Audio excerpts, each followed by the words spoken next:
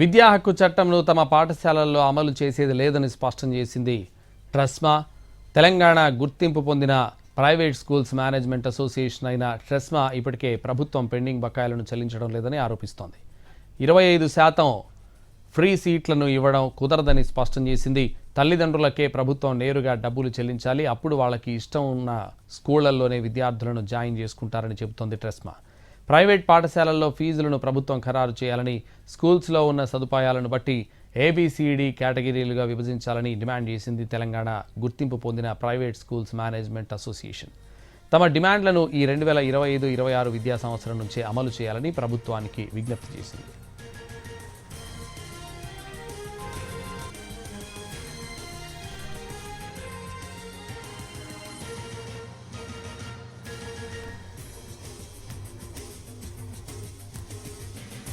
విద్యా హక్కు చట్టంను తమ పాఠశాలల్లో అమలు చేసేది లేదని స్పష్టం చేసింది ట్రస్మా.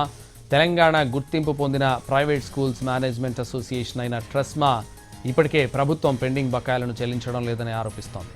25% ఫ్రీ సీట్లను ఇవ్వడం కుదరదని స్పష్టం చేసింది.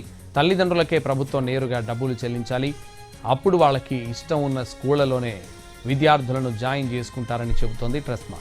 ప్రైవేట్ పాఠశాలల్లో ఫీజులను ప్రభుత్వం ఖరారు చేయాలని, స్కూల్స్లో ఉన్న సదుపాయాలను బట్టి ఏబిసిడి కేటగిరీలుగా విభజించాలని డిమాండ్ చేసింది తెలంగాణ గుర్తింపు పొందిన ప్రైవేట్ స్కూల్స్ మేనేజ్మెంట్ అసోసియేషన్. తమ డిమాండ్లను ఈ 2025-26 విద్యా సంవత్సరం నుంచే అమలు చేయాలని ప్రభుత్వానికి విజ్ఞప్తి చేసింది.